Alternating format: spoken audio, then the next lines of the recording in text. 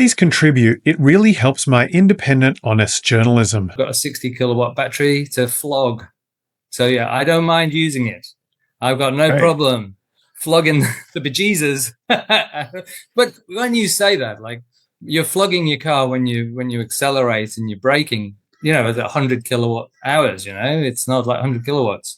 But it's with this, you're only drawing and withdrawing, discharging and charging 12 kilowatts, which like at the end of the day isn't going to be that much, I don't believe.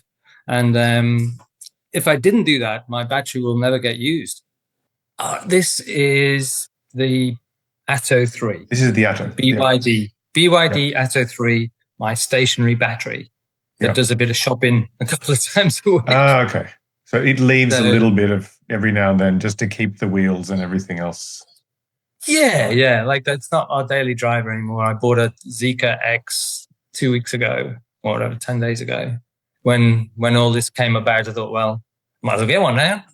So I'm very happy to use it. You've got more cars than people, I guess, at the moment. So. Well, I've had a few cars, and I understand that cars are basically a depreciating asset that dies. And it is, if you look after your car like it's, a newborn baby, and you never do anything with it, and you retain its value and you sell it on to someone else to enjoy, you never really got much out of that fantastic car that you bought, I don't believe.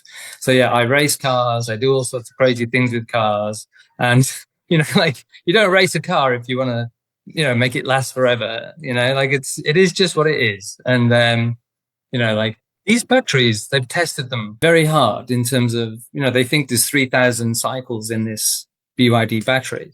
If there's 3,000 cycles in it, that car can go 1 million kilometers. And I've done 20,000 in 2.5, nearly 3 years. And now it's just going to, it would never do any more than that. On an annual basis, it would probably do about 4,000 or 5,000 kilometers. So I'd have to drive that car for probably 100 years to get to 1 million kilometers, which isn't going to happen. But it would be nice if, everybody's going to say, what about your warranty? So, well, like, if they really believe in their vehicles and their batteries, I think they're not going to say, please go and do it. But if someone does it, and like, I would imagine in 10 years, my battery will still be fine. Now, if it isn't, then I'll cross that bridge when I get to it. But, like, it's, like, I mean, it'll be well out of warranty by then anyway. Oh, yeah. And battery warranty will be everything. And like, but say it stops, say there's a problem in 5 years, then I think it's important that we know about these things, and someone's got to do it. And I've got no problem doing it, because, like I said, I take my car to the racetrack and flog it around there. And you can definitely smash your car to bits. And that would cost you a bit more than a new battery, to be honest. I don't know how much replacement batteries could be in the future, but I wouldn't be replacing it. I would just be shipping it off somewhere to be recycled. If it stops working, it'd probably still have some value anyway. With all those good minerals that are in it.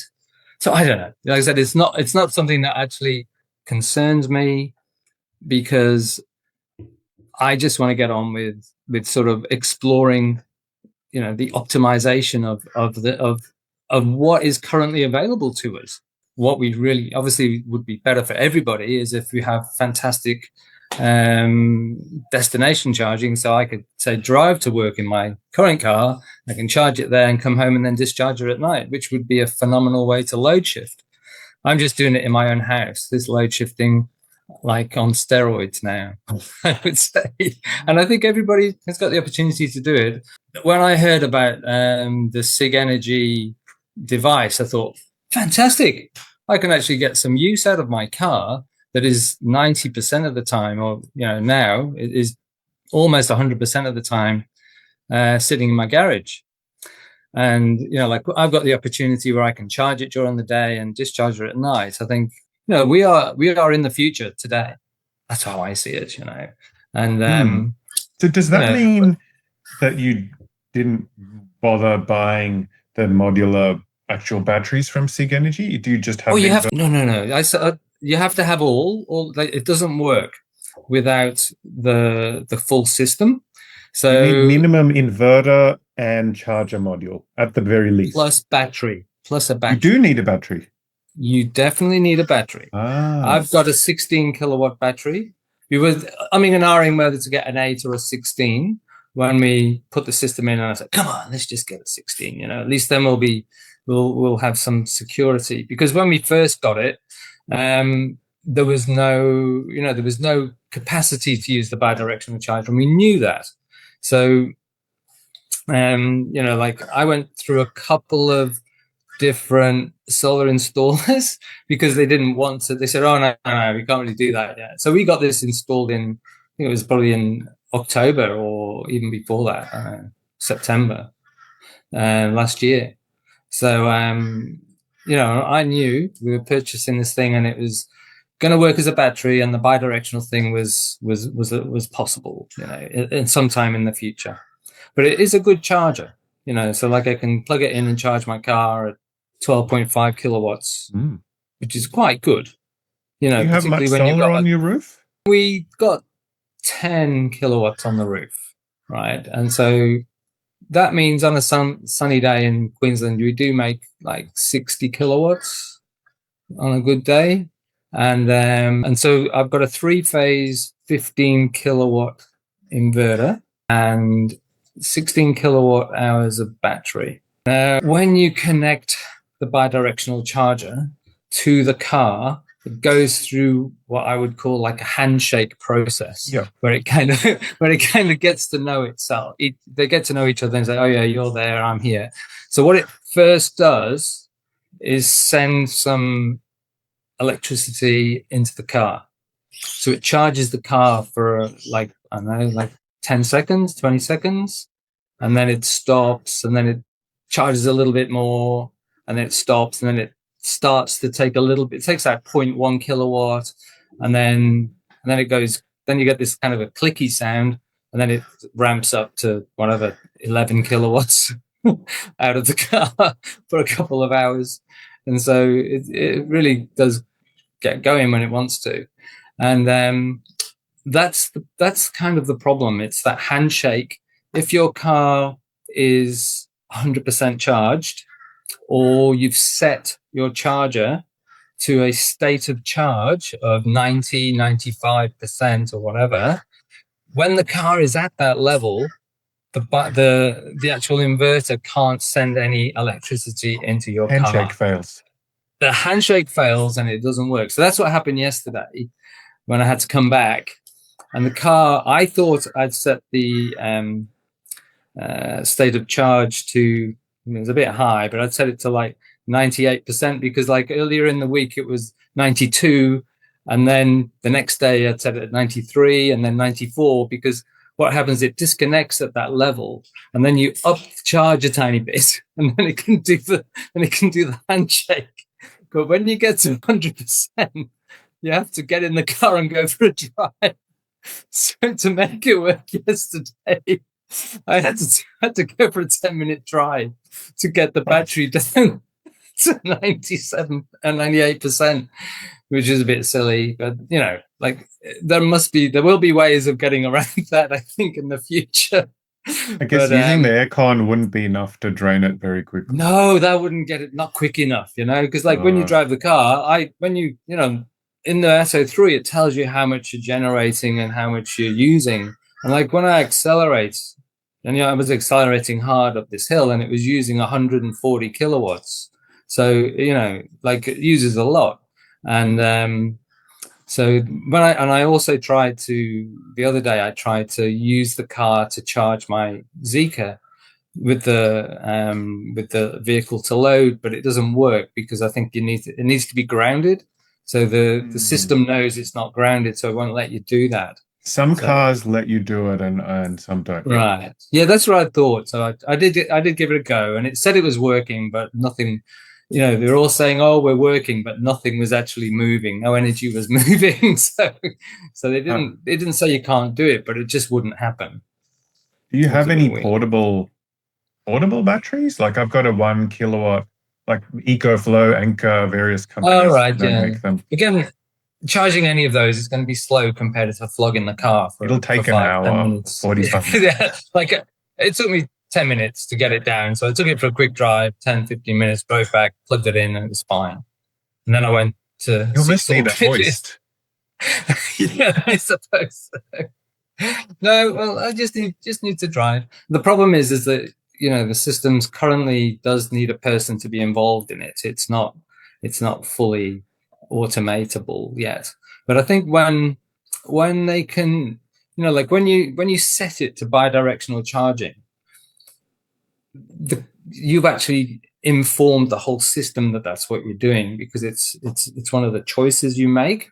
And so I believe that if you set it to that, the car, you know, the system should know not to get to 100% charge. You know, it should you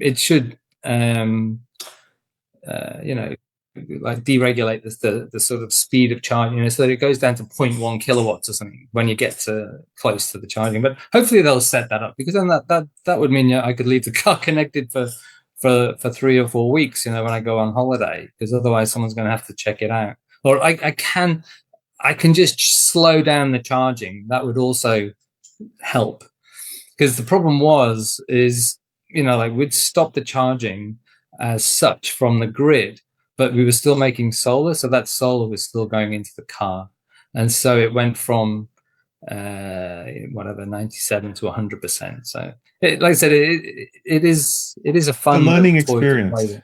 Yeah, there's a lot of learning, I think, and obviously none of this stuff is for everybody, I don't think, but it will get simpler. And when we got the system initially, we after a few months, we thought, nah, this is never going to happen. You know, when we saw the stuff from Chris Bowen that, vehicle to grid has been allowed, and hooray. So we contacted our installer and said, so when are we going to get to use it? And he said, I don't know. You know, it has something to do with me. Energy Queensland, I guess you had to apply to them? That's the way it all happened. So thanks to my wife, Philippa, she was at a conference in April, and she was sitting next to Peter Kilby. Oh, I know Peter. He works for Energy Queensland, as you know, and she was sitting next to him, and they were talking about this bi-directional charger, and she turned to him and said, I've got one of them. And he said, oh, that's great. How does it work then? Is it good? It doesn't work. What are you talking about? It doesn't. It's just a charger. The bi-directional has no function. I said, let's see if I can fix that. So for the past few months, he's been working with us and with Energy Queensland to get it all up and going. And like we did some non-disclosure agreements with Energy Queensland and with Sigenergy, and Sigenergy did one with Energy Queensland. You know, how it all happens. And apparently our data was being monitored from some site in Cairns while we were initially running it. So, you know, I thought, yeah, that's all going to be fine. And they said it's all going to be happening. And then I looked at my app, and we didn't have the functionality on the app. So, like, when you go into the charger, you've got different choices. Like, you can either fast charge or you can charge with surplus solar. But there was no bi-directional choice.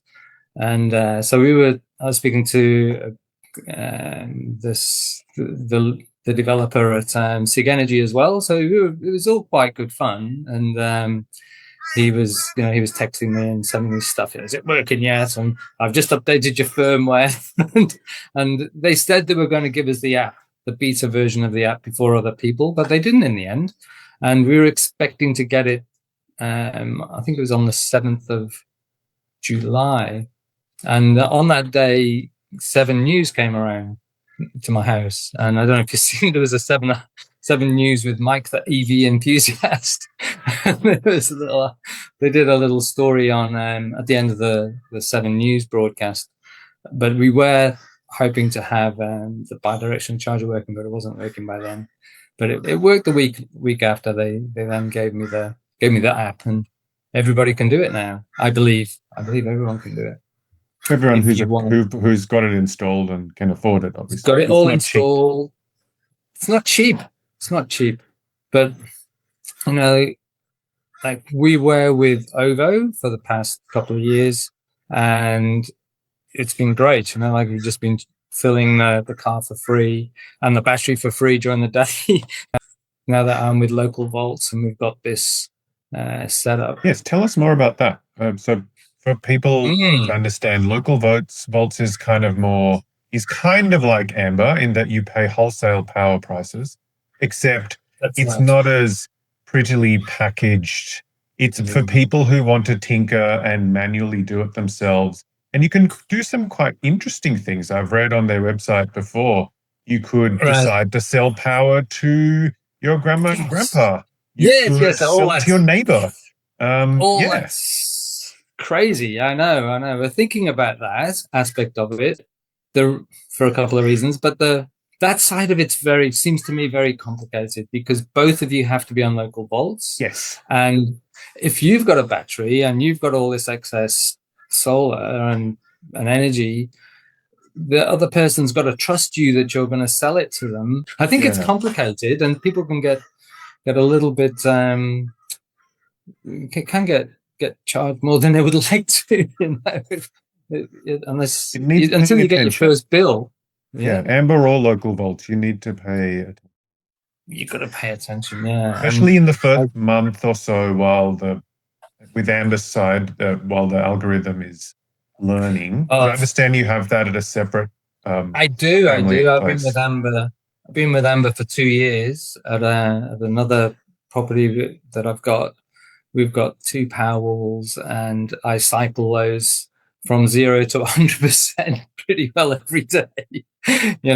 I don't think it's my job to look after things. I think it's the people who make these things. It's their job to make them good and resilient, and our job is to use them.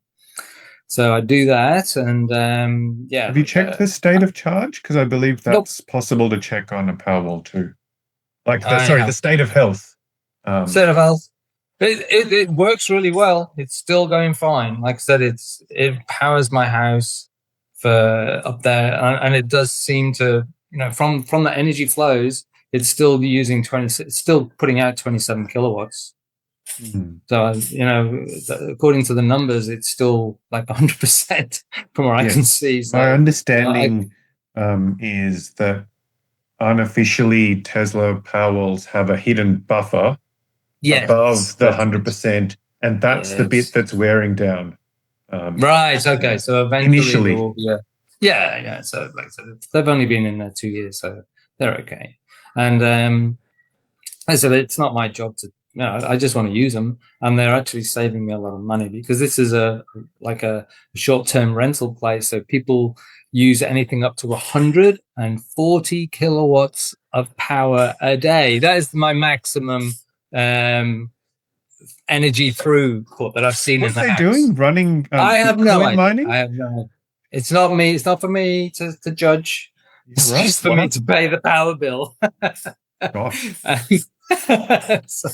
So yeah, the Powerwall gets us through the sort of evening sort of peak, and the solar and the free, almost free energy during the day allows me to charge the batteries if they're using all the solar, which they can be. So I can still charge the batteries from the grid.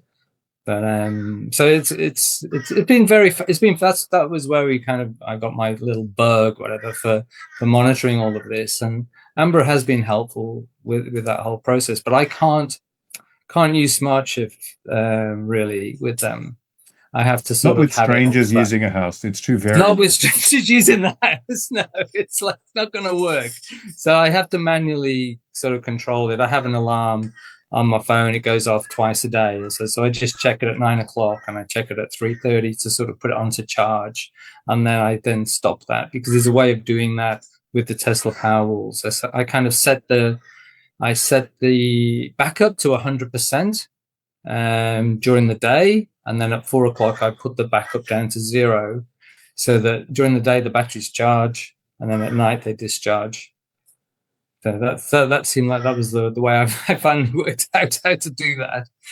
Has BYD, did they ever get in touch with you? Did Sigenergy or Energy Queensland talk with them at all? Or I don't believe so. I think they have tried. I don't think they're getting much sort of communication from them. It is fascinating, though, that in the UK, you can buy a Dolphin through Octopus Energy, and it has to be vehicle to grid sort of used. You have to use it as vehicle to grid, otherwise they won't sell you the car.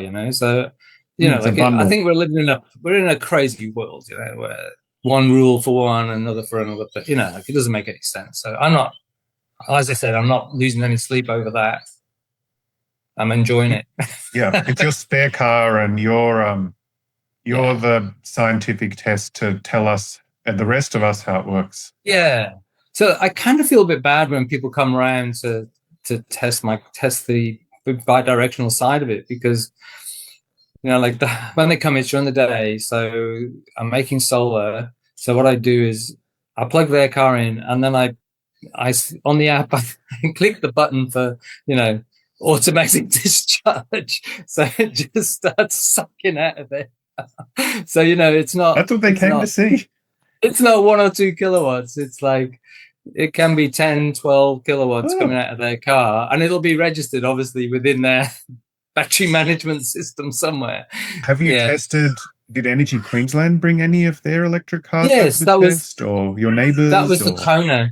Yeah, that was the Kona that I took a picture of. Because they came around, like there were like four Energy Queensland sort of execs came around, and we plugged the Kona in, and they didn't think it was going to work actually, and it just plugged in. Was very happy, and they were at like 24% state of charge when they plugged in, and they were a bit lower when I unplugged it.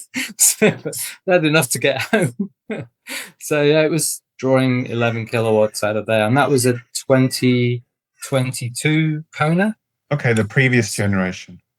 Yeah. So I've seen other tests. The 2024 does work as well. I believe someone unnamed had tested their Model Y on your. Yeah. The Model Y worked like a breeze actually.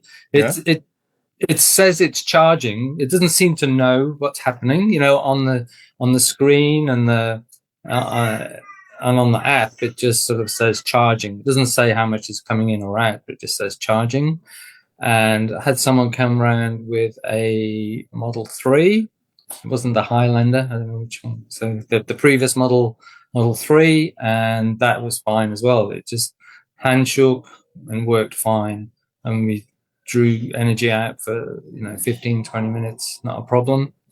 The interesting thing was this, there were 2 guys came around, and they were kind of a bit competitive, and the BYD seal, the seal, it had been upgraded or something, so it could use the Tesla superchargers, and that didn't work. That confirms what other people tell me with Melbourne tests. If it's been upgraded to work with superchargers at the dealership, then it won't work.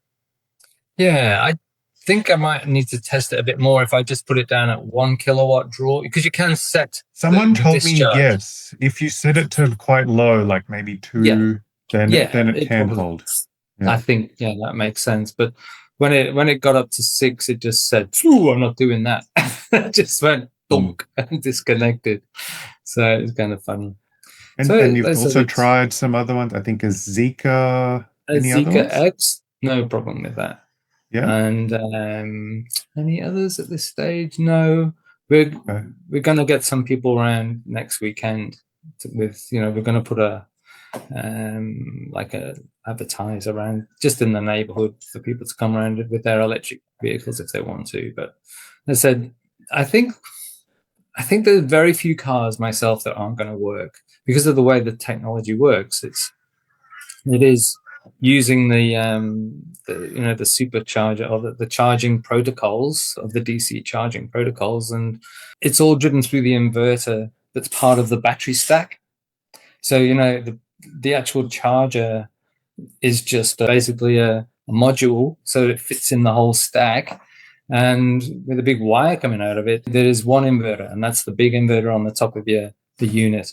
And that on the app you can see that the car is separate, but when I'm drawing from the car, it is just part of the battery stack, because you can look at each battery and it works through each battery individually. It'll give you each individual state of charge, and you can see the same for the car.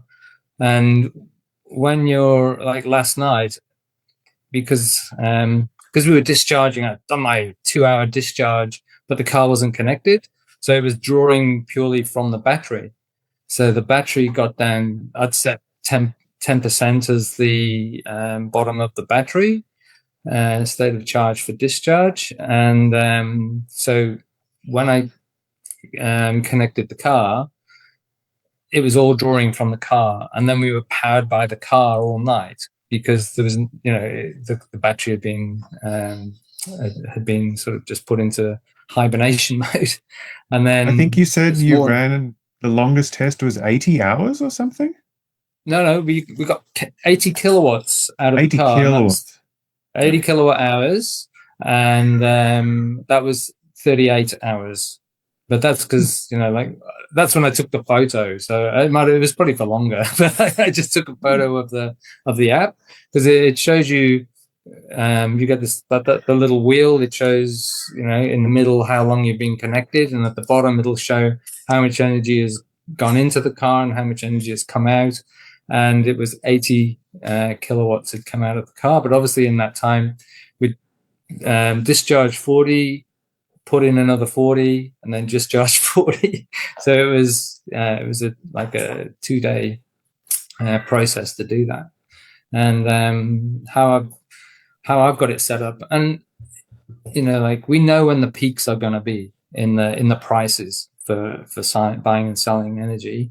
It's between 5 and 8, with a usually it peaks around 6, and then in the morning 7 o'clock is a good time to sell. So I've just set mine to do it 2.5 hours in the evening, and a half hour between 7:15 to 7:15. And like this morning, it was like 28 cents a kilowatt when I was selling this morning, so that's quite good. And whereas I missed because of the mishap with the charging and being able to connect yesterday, we missed the main peak yesterday, which is in the 30 cents sort of range.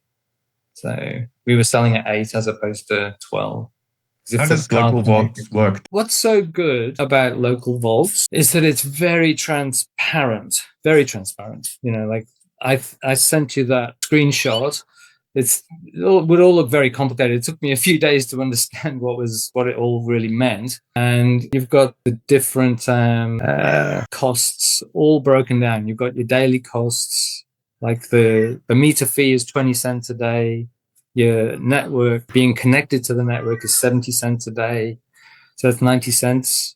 Then there's the $1.10 Localvolts charge, which is probably about 30% more. It's about 30 cents a day more than Amber.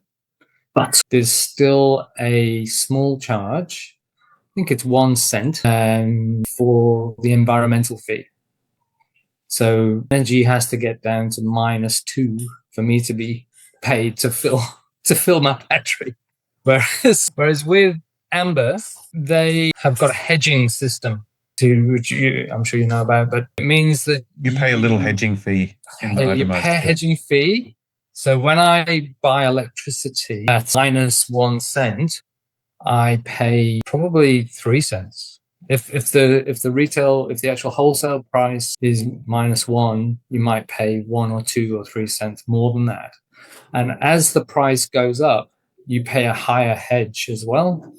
So that's why, and I can see that very clearly because I'm with Amber. And then when I'm with Localvolts, you can see the difference. So you are talking about a small amount, 2 or 3 cents, but we're trying to move quite large amounts of energy over a year. So it kind of adds up a bit, but at the end of the day, it really is. It's whatever you feel comfortable with. Mike, I'm a GP, so my main passion is actually looking after people in nursing homes, and I do talk to people about solar and energy transitions and electric vehicles, and the nursing homes I go to, I'm trying to get them to get solar and batteries. And so like I do medical stuff, but all I really talk about when I'm not talking about medical stuff is solar and batteries. And so really I'm Mike, who's a climate action and renewables enthusiast. And myself, I want Australia, you know, to embrace the opportunities that this energy transition is offering us. And we've got the opportunity to sort of make use of this abundant solar that we have, particularly, you know, with batteries now. We can shift the load, you know, we're getting abundant energy during the day that we're actually, you know, sort of causing problems with the wholesale electricity market where it's negative, particularly in Queensland. And the sooner we can soak all that up, the more we can use, because they're having to switch off the big solar. How can that make money? You know, if most of the time the energy is negative. So you know, the more we can soak up, the more we can put in. Yes, and the faster you can shut down those Queensland coal power plants that your current government loves. I know. So thank you very much. Thank that you. was vastly more information than I expected. Thanks for liking, subscribing, and sharing my videos. It really helps me make more videos like this for you. And have a look at the suggested videos up above. I'm pretty sure you'll like those as well. Thanks, and see you later.